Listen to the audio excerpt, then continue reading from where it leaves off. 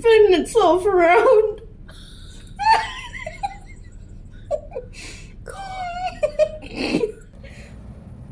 Hey YouTubies, how's it going? Alright, just a little bit of a life update. Can I just have a new life? A simpler one? Wishful thinking, I know that's not gonna happen. I can wish and dream, okay? But anyway,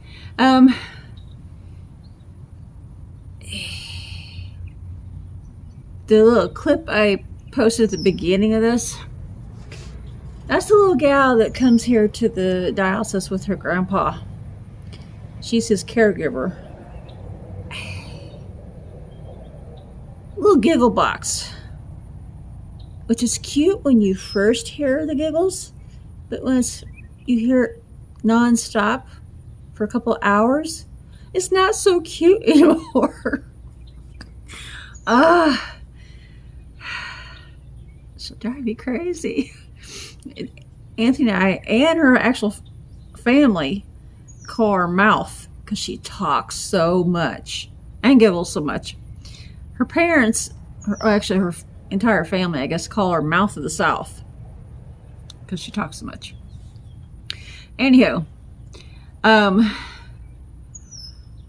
myself, well, actually, the other day, Anthony had to go have surgery to have a new fistula put into his arm. A fistula is a port where they can hook him up to the dialysis machine. So he had to have that. His previous one that he had done, it was almost completely healed up and was just about ready to be able to be used here at dialysis. And that's when he fell and broke his wrist. Like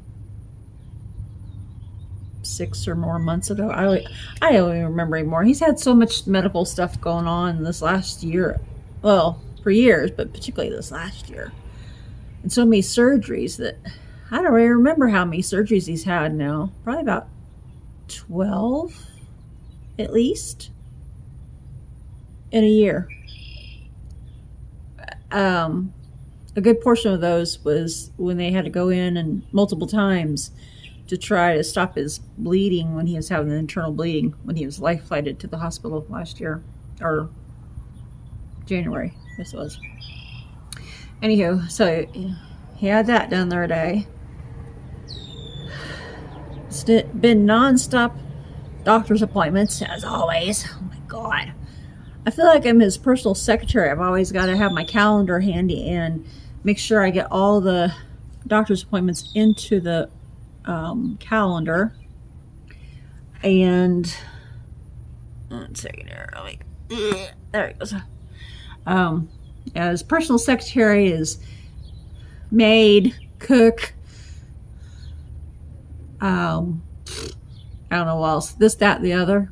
The only thing I'm not as of yet is his taxi driver because I still have yet to get my driver's license. I can't remember the stuff.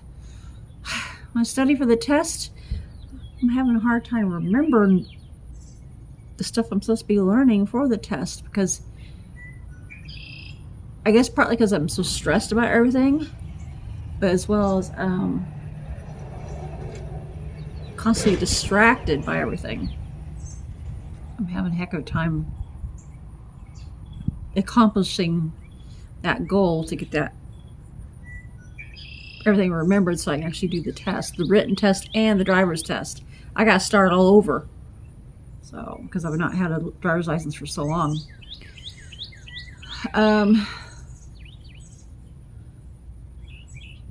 Jax is doing great. Oh my God, I love that dog. I know I said it before. I know I've said it many times before here recently. I'm sorry to repeat myself, but I cannot praise that dog enough. He's amazing. I could not have gotten a better dog. The universe, God, the universe, whatever you believe in, was seriously looking out for me and sending him my way. It's like, oh my God, he's perfect. Well, except the pulling on the leash still. That part is not so perfect. But other than that, and he's actually doing better most of the time on that. Every once in a while, he still does it quite a bit when he's like really, really excited when we go to the park. Some days he gets out of the car and he's, okay-ish. He can just walk on the leash and not really pull. And there's other days he's just like so excited. He just pulls me around everywhere. If I had skis or something, he just pulled me right along. Or if we had snow on the ground, he could pull me out of a sled. He's strong. But yeah, he's even without treats recently, he's so smart. Even without treats recently, because I guess because I've said it enough, and I don't even know how to word it. Said different little cues enough and little hand signals. He's learned when I say cuddle, he wants to come up and cuddle. Well, particularly late at night. He doesn't always want to do it, but particularly late at night when I go out there and outside, and I'll sit on the porch with him for hours, literally for at least an hour to 2 hours, just cuddling with him and petting him and rubbing his tummy and everything and talking to him.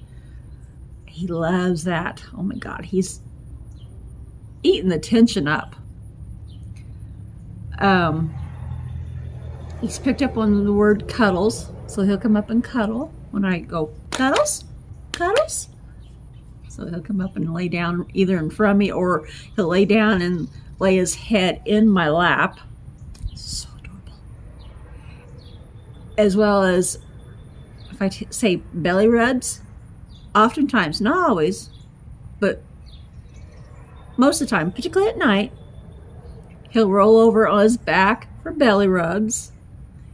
And oh my God, it's adorable. Oftentimes when he's sitting near me, if I say, I love you, Jax, he'll pop his head back like that and look at me from the top of his eyes and like lean back against me and everything. When I say I love you, it's like, oh, he's so cute. He did that the other day when I was on my Zoom meeting with my therapist, and even the therapist thought that was just so adorable because he responded to I love you. I've not even given him treats on all that. I need to give him some treats. The little ding dong got in the milk bones. He liked those at the beginning, but now he's like, I don't like them. But also I have in the car a big container of the itty bitty little milk bones that I thought I could use for training treats because they're small, and I can, each time I got him to do something, I'd give him a little treat. No, he doesn't like those either. The very first day I got him, I bought some of those bacon, big bag of bacon treats. I can't remember what it's called, but they're like bacon flavored. He likes those. Now he just wants those and not the little milk bones. Spoiled. I get a chance, I'm going to try to figure out where to buy those like silicone mats that has little itty bitty little tiny squares in it, and see if I can make him some homemade doggy treats for training treats, like peanut butter. I think some of them are like peanut butter and applesauce flavored or something like that, or even some of them are peanut butter and banana or something. I'm not sure exactly. I'd have to look up. Excuse me. A bug came flying at me and hit me right in the hand. Hi, birdie. Oh, you look so hot. Yeah, you need water, don't you? Poor thing, little sparrow. But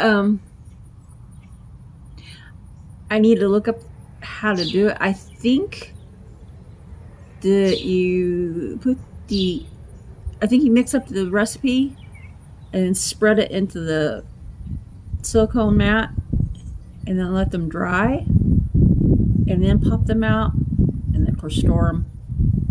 But I don't know for sure yet, so I have to find out. So I'm hoping, crossing fingers and eyeballs, that he will actually like something like that. I think what I'm going to do is I'm going to make a small batch of what it is that I'm going to be making.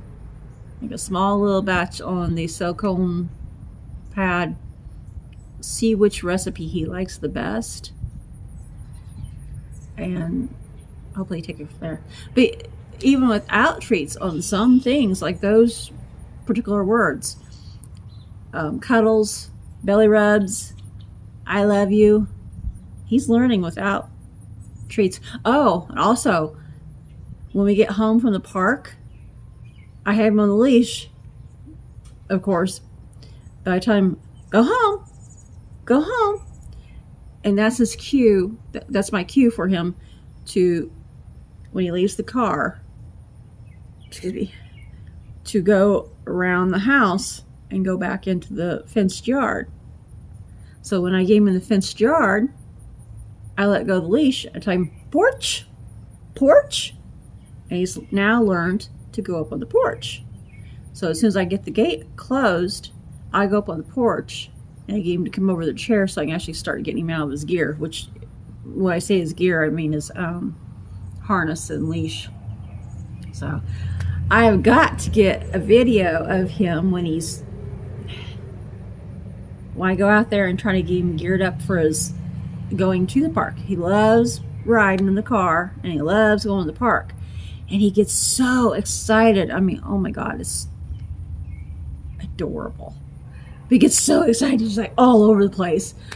It takes me a good 5-10 minutes sometimes to get him even in the harness, because he won't sit still. He'll sit still for a little bit while I get part of the harness hooked up. And then he's got to take off and go get a squeaky ball and bring it up. And then I get another portion of his harness hooked up. And he's got to take off again to the gate, think it's ready, or think he's ready. It's like, no, come here, we got to finish. I gave him last of it. He's got 4 different clips I got to buckle. So once I get him in all that, then without holding the leash, I tell him, go, go. Boom, he goes to the gate. Of course, the gate's closed. But then I tell him, sometimes I have to tell him back to get him to scoot back. And then I tell him sit and stay. Because I was watching a video here on YouTube here a while back. Oh, you got a noisy enough truck? Jeez, bud. Get a muffler on that. Might of size. Look at me. Oh, I watched a video of how to train a dog to let you go through the gate or door first so they don't run you over. So that's why I've been working with him on. I have him sit and stay. I get through the gate first. Then I tell him come. He comes. So that's a pretty blue. Pretty blue SUV type car just went by. The other thing that's been going on is Dad still trying to cause issues with me about Jax in particular. Well, other things too, but particularly about Jax. Every time I turn around, he's trying to tell me that Jax still growls at him and that he's such a dangerous dog. It's like, well, I want to say, which I might actually end up saying, is no, he just doesn't like you. I want,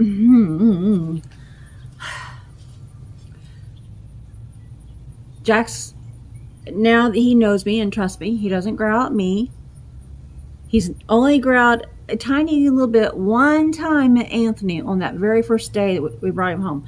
None since then. He'll actually go right up to Anthony. No big deal. It's only that very first day. Itty bitty little short growl. That's it. The pharmacy lady, when she brings meds, he doesn't growl at her. Of course, she does bring him treats. Now that she knows we have a dog, she brings him treats. Spoils him. But he doesn't growl at her. And there's been other people he's not growled at. Now, granted, there was a next door neighbor boy that came up a couple nights ago looking for his dog. It was in the middle of the night. It was like 11 o'clock, I think. The boy didn't come up with a flashlight or anything. He was looking for his dog. You think he'd have a flashlight. But didn't have a flashlight or nothing. Came up to the gate, or to the fence, the outside of it. And Jax immediately went and was growling and barking at him because he thought he was a burglar, I guess, or, bad guy or something. That I can understand. Because he didn't know him. It was the middle of the night. No, what do you call it? Flashlight, nothing. He went into protector mode, it seemed like, and was alerting me that somebody was there. We've been to the park, and he went running up to somebody and didn't bark or growl at them. I think it's just that he doesn't like Dad, which I don't blame him. I don't like Dad either. But I think that's the only reason he growls at Dad now, because Dad gives him treats. But unlike the pharmacy lady gives him treats. Doesn't do anything to her. Dad's been giving him treats, but he still growls at Dad. I don't know if he just doesn't like Dad, or if Dad did something to him either on that first or second day that Jax remembers and doesn't like Dad because of that. So I don't know. I do know on the very first day, Dad popped Jax on the head. Not real hard, but enough that Jax didn't like it and growled at him because of it. So I don't know what he did to Jax like the second day. And that's when Dad was fearful of his life. It was like, my first thought was, okay, what'd you do? Because I know Dad's record with dogs. He has beat dogs with a chain. I mean, seriously, take the end of the chain where it's like about yay, hanging down yay long from his hand, and just with the dog. It gives me anxiety just thinking about it. And it's not been just one dog. It's been like multiple dogs, like at least 5 that I remember of over when I was young. So it makes me wonder what he did. Or if Jack's just senses there's something evil about Dad. So I've sometimes wondered that too myself before Jack's even. There's something evil about Dad. Actually, now that I know he's a narcissist and know some of the things that he's done and everything, and I know he is. But, so yeah, he keeps trying to, like, subtly start crap with me. Trying to start an argument and try to provoke me. He usually does it at the dinner table. Usually I can shut him down pretty quick about some things, like that, and other things. But he just keeps trying. So, I don't get it. Fly is bugging me. What was I gonna say? I was looking on, I think it was Pinterest the other day. There was an article I read about how a lot of narcissists like to go to funerals because they can get that instant supply from funerals. Like in, I guess, everyday situations, sometimes they don't know how to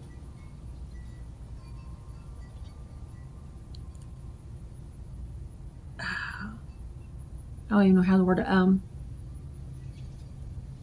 I guess say pick up on social cues and stuff like that to know how to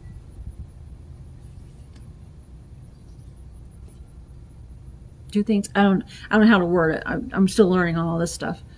But I guess at funerals they love, or at least some, I don't know about all, but Dad in particular, love funerals because there they know how to act. At least they know how to act sad and act sympathetic and helpful and stuff like that. Dad has actually been known to, well, even just the other day, go to funerals that he doesn't know the people. He went with his friend to a funeral the other day and he didn't even know the person that had died.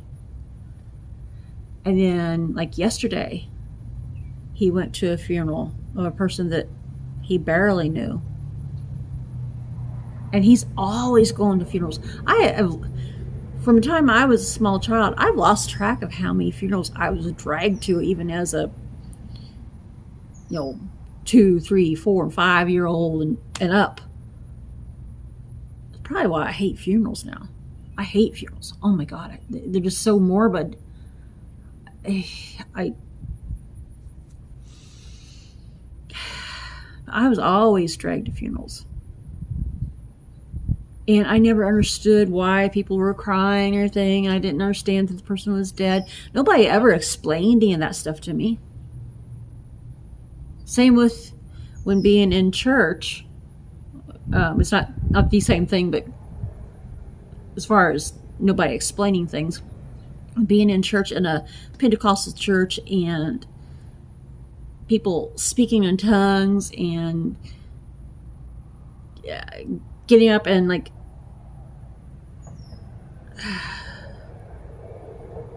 I even say it, screaming, shouting, and do like little jigaboo dances, and then falling over in the floor and just writhing like they were having a seizure or something. As a child, as a tiny little child, oh my God, that was so terrifying. I didn't know what was going on. I had no idea. And nobody ever explained any of that to me. I had nightmares because of that crap. Probably why I don't like going to church now. I'm spiritual, but I don't like going to actual churches, like particularly Pentecostal, Assembly of God. I don't like that. No offense to anybody, if you like going to churches, to each their own. It's great. Me, I don't, because of being terrified in church and being terrified at funerals and all this kind of stuff. If any of you take your small children to church and things like that happen, where people are speaking in tongues and I don't know what's called, where it's where they're writhing around and dancing in the aisles and all that kind of stuff. I don't know what that's actually called. I don't remember. I blocked so many things out in my mind over the years. It's like I'm on the verge of crying because it's just stupid. I know. It's really affected my life. But if you take your small children to church and things of that nature happen, please explain to them so they're not terrified. Or if you take them to funerals when they're small, please explain to them what's going on, because that can be traumatizing to a small child. I know from experience. So anyway, I thought it was interesting to find out that I never knew that about how narcissists like to go to funerals. At least a lot of them do. I'm not saying all, because hey, all people are different. So, but from what I've been reading, a lot do. I know Dad does. He goes all the time, a couple times a month. So Anywho, that's a little life update for this time. Please keep me in thought and prayer dealing with him. Because, oh my gosh. Fly. Trying to go up my nose. It's been really stressful when dealing with him. At the point it's affecting my blood pressure big time. I'm going to have to actually buckle down and check my blood pressure more times a day than I used to. The other day it was 201 over 117. Ridiculous. That's the highest it's been recently, but it's been just a little bit lower than that. 190, 199, 195. Well, like the top numbers. I don't remember what the, like 101 on the bottom numbers, things like that. So it's been pretty high. And I'm pretty sure that's why I've been getting nosebleeds occasionally too. So, anywho, I'm gonna scoot. If you guys are new to our channel, please don't forget to like, comment, subscribe, share, and hit notification bell. My husband and I, well, particularly me lately, do mukbangs, taste tests, life updates, vlogs. We do a lot more vlogs about my dog and my kitties too, Bruce and Diana. Don't want to forget them, my fur babies, and just all kinds of stuff in general. So I'll catch you guys again later. Bye bye.